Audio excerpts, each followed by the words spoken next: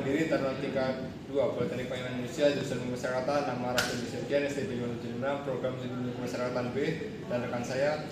Nama Leonard Mambrasar, STB 5744, Prodi Bimbingan Kemasyarakatan B, asal Seruy, Papua.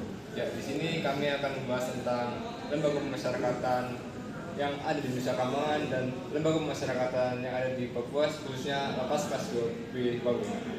Ya.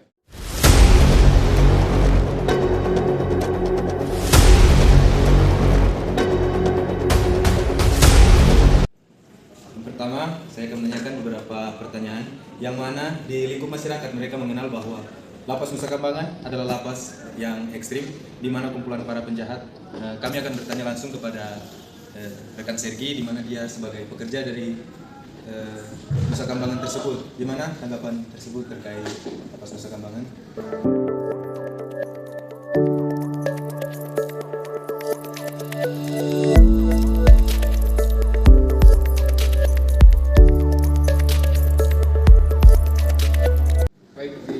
Tersebut ada 13 lapas sendiri yang diklasifikasikan menjadi 4 level. Yang pertama level super maximum security, yang kedua level maximum security, yang ketiga lapas medium security, dan yang keempat ada lapas minimum security. Ya, dalam lapas dari 4 klasifikasi lapas tersebut, saya kebetulan bekerja di lapas maximum security, lapas narkotika Nusa Kambangan. Lapas narkotika Nusa Kambangan sendiri. Ya, dalam lapas narkotika Nusa Kambangan sendiri mengadopsi sistem maximum security, yaitu sistem di mana tidak berfokus pada pembinaan kerohanian, tidak ada pembinaan kemandirian, dan fokus utamanya pada pembimbingan rohani dan mental.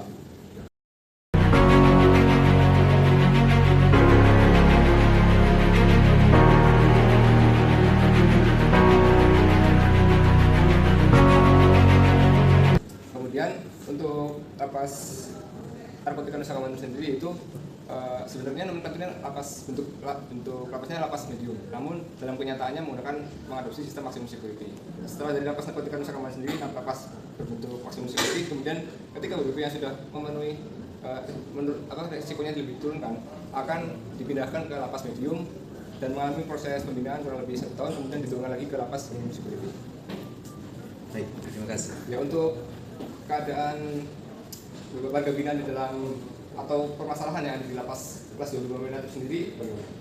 Kalau di lapas kelas 2B Wamena sendiri, yang kita ketahui bahwa dari lingkup masyarakat, terutama masyarakat yang dari luar Papua, mengenal bahwa kalau daerah Papua khususnya di Wamena itu pasti ekstrim. Daerahnya penuh dengan suasana yang tegang, kekerasan di mana-mana. Tapi kita sendiri tahu, saya sendiri dari sana, bahwa di sana masyarakat di sana memang di luar terkadang ada terjadi beberapa permasalahan, namun dengan sistem keamanan yang kuat dari kepolisian, TNI, bahkan di petugas lapas sendiri membina dan membimbing masyarakat, para warga binaan, sehingga di sana keadaan di sana sudah sekarang mulai membaik dan aman.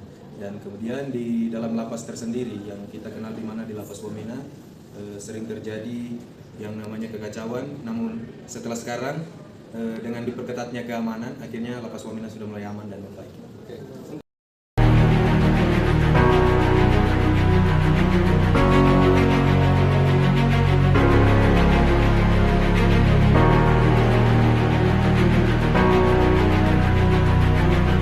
Kasus yang sering terjadi di Lapas Wamena sendiri apa? Contohnya misal kayak perkara narkoba lah, atau pemberontakan atau apa? Yang sering terjadi di Lapas kelas 2 Wamena adalah di mana narapidana sering memberontak karena hal-hal yang mereka inginkan atau hak-hak mereka itu terkadang tidak terpenuhi dengan baik. Nah, namun sekarang yang kita ketahui bahwa di Lapas Wamena sistem yang telah dibuat dan ada beberapa kebijakan yang telah dibuat untuk hak-hak mereka itu bisa terpenuhi. Dan yang sekarang terjadi di Lapas Wamena adalah perbantuan yang begitu banyak sehingga membuat warga binaan itu semakin banyak untuk melakukan tindak-tindak kriminal. Namun dengan terus diperketat keamanan, sampai sekarang kita ketahui bahwa Lapas Wamena masih dalam keadaan aman. Baik, mungkin itu kurang lebih perbedaan di antara dua lapas, yaitu di antara lapas yang berada di Nusa Kambangan dan lapas yang berada di Papua. Perbedaan kondisi geografis, kultur masyarakat juga pun mempengaruhi keadaan yang ada di dalamnya. Mungkin cukup sekian obrolan singkat dari kami. Kurang lebihnya kami mohon maaf. Assalamualaikum warahmatullahi wabarakatuh.